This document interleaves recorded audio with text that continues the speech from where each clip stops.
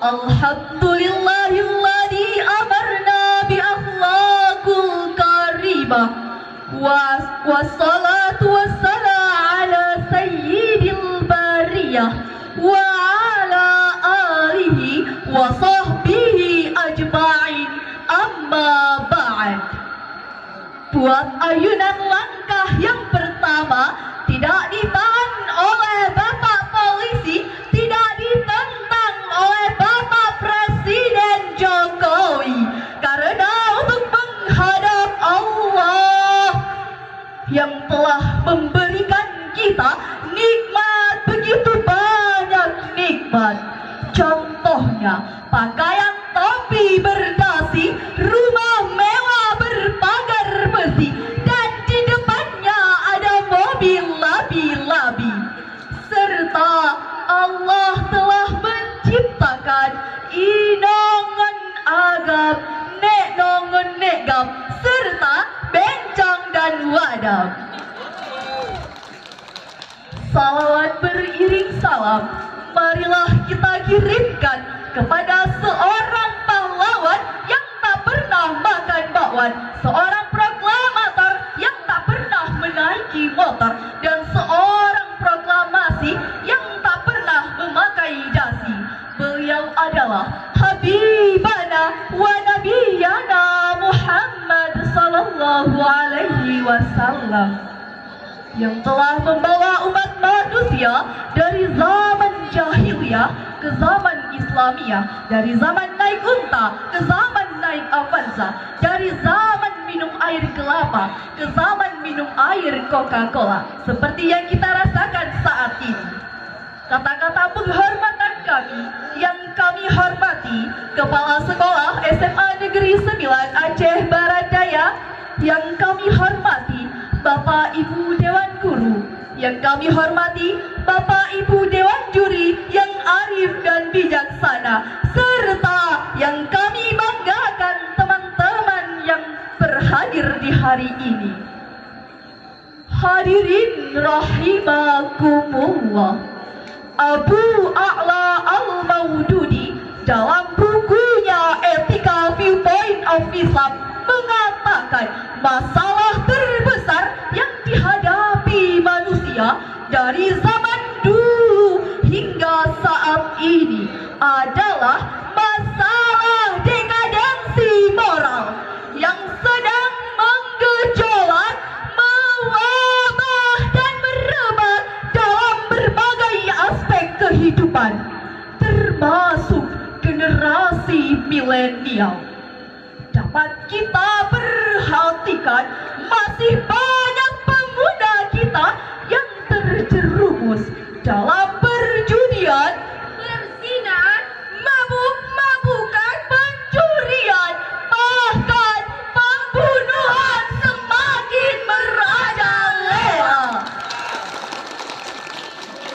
Akhir-akhir ini kita juga masih mendengar betapa moralitasnya akhlak pemuda kita yang sangat memalukan, memilukan, sekaligus mengkhawatirkan bagi kita yang beradab dan beragama. Untuk menjadi seorang pemuda yang berkualitas dan berintegritas serta memiliki akhlak yang baik, maka seorang pemuda harus bercermin pada figur Rasulullah Sallallahu Alaihi Wasallam, karena beliau adalah pembawa perubahan dengan revolusi mental umat yang tidak berperadaban menjadi manusia yang penuh kesantunan. Oleh karenanya, hadirin, mengingat betapa pentingnya peran akhlak bagi pemuda milenial, maka pada kesempatan kali ini izinkan kami untuk menyampaikan syarahan Al-Quran dengan judul Teladan Rasulullah bagi Pemuda Milenial Zaman Sekarang. Dengan landasan Al-Quran, Surah Al-Ahzab ayat 21 yang akan dilantunkan oleh qari'ah kami berikut ini. A'udzu billahi minasy syaithanir rajim. Bismillahirrahmanirrahim.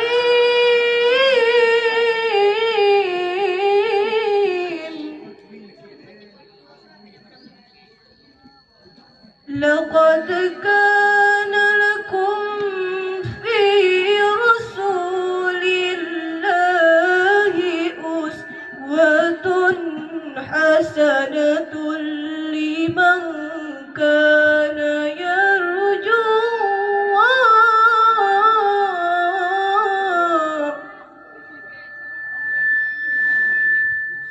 liman kana yarju Allah wal yawmal akhir wa dzakara Allah katsira.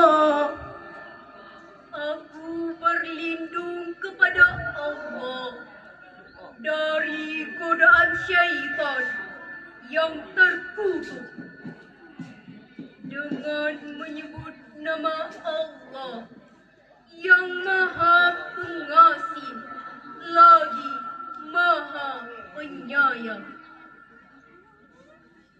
Sungguh telah ada pada diri Rasulullah itu suri tauladan yang baik, yaitu bagi orang-orang yang mengharap rahmat Allah dan mencari rahmat Allah dan menunggu kedatangan hari akhir, dan mereka yang banyak mengingat Allah. Hadirin rahimakumullah, Rasulullah merupakan figur yang luhur serta contoh yang tinggi yang harus diikuti dengan sepenuh hati, sehingga Abu A'la al-Maududi dalam bukunya The Prophet of Islam mengatakan, he is the only one example. Rasulullah merupakan tauladan yang paling lengkap karena dalam dirinya terdapat kebesaran serta kemuliaan sifat manusia. Hadirin, karena begitu pentingnya peran akhlak Rasulullah dalam generasi milenial zaman sekarang, apalagi sifat beliau yang merupakan seorang pemimpin yang selalu mengutamakan kepentingan rakyat dan selalu mengutamakan akhlakul karimah, sehingga pada akhirnya mampu merubah masyarakat biadab menjadi beradab, yang dulunya berseteru menjadi satu, yang dulunya menyembah berhala kini kembali menyembah Allah Ta'ala. Sehingga Michelle Hurt menyebutkan dalam bukunya The 100 Ranking of the Most Influential Person in History, hal ini menjadi sebuah pembuktian dari sabdanya, innama bu'astu liutammima makarimal akhlak. Sesungguhnya aku diutuskan untuk menyempurnakan akhlak. Hadirin, lantas bagaimana akhlak bangsa kita saat ini yang telah mengalami dekadensi moral? Jawabannya adalah masih banyak pemuda kita yang bejat, yang berani menipu masyarakat. Masih banyak pemuda kita yang bergelimang maksiat, serta masih banyak pemuda kita yang lemah akhlaknya.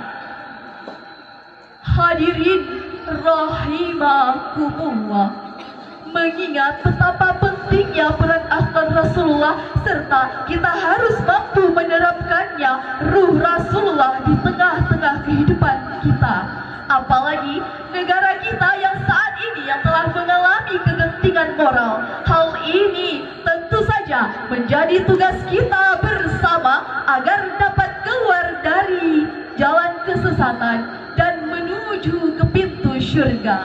Tak lain dan tak bukan, yaitu dengan cara kita kembali mengimplementasikan ruh Rasulullah di tengah-tengah kehidupan. Sehingga dengan cara ini kita akan mampu untuk hidup bahagia, baik di lingkungan keluarga, masyarakat, bangsa, dan agama. Dan Allah pun akan menganugerahkan keberkahan kepada kita semua, sebagaimana firman-Nya dalam Al-Quran surah Al-A'raf ayat 96 berikut ini. Walau anna ahlal qura amanu wattaqaw lafatahna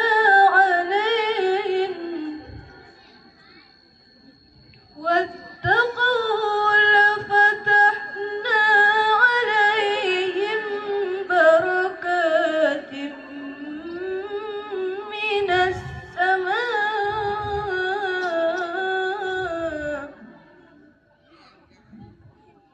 ولكن كذبوا فأخذناهم بما كانوا يكسبون صدق Allahul Azim. Jikalau sekiranya penduduk negeri-negeri beriman dan bertakwa, pastilah kami akan melimpahkan berkah dari langit dan bumi.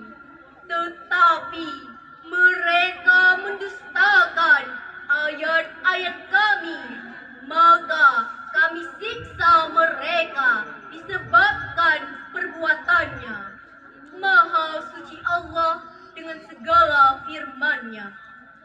Hadirin rahimakumullah, Profesor Dr. Habibie, Presiden ketiga Republik Indonesia mengungkapkan ada 5 hal yang harus diwaspadai bagi generasi muslim saat ini, yaitu lemah fisik, Lemah harta, Lemah ilmu, lemah akhlak, dan yang paling dikhawatirkan adalah lemah akidah.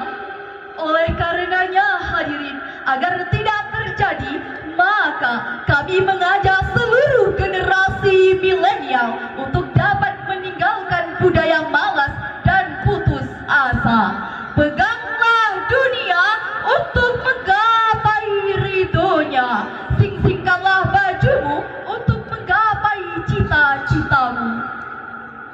Wahai pemuda harapan bangsa, ambil sampanmu, arungi lautan. Dayung sampanmu, tanganmu patahkan. Robek layarmu, bajumu gunakan untuk mencapai pulau impian. Hadirin rahimakumullah, dari syarahan yang telah kami sampaikan, maka dapat kita ambil kesimpulan. Yang pertama, untuk menjadi sebuah negara yang makmur, maka setiap pimpinan harus bercermin dan mengambil cara serta strategi Rasulullah. Yang kedua, segudang problematika akan semakin parah ketika langkah yang kita ambil salah, termasuk mengambil figur dalam hidup. Yang ketiga, Rasulullah merupakan suri tauladan yang paling baik, serta kita harus mampu mengimplementasikan ruh Rasulullah di tengah-tengah kehidupan. Hadirin yang berbahagia, ingatlah Rasulullah merupakan suri tauladan yang harus kita teladani. Pam param pam,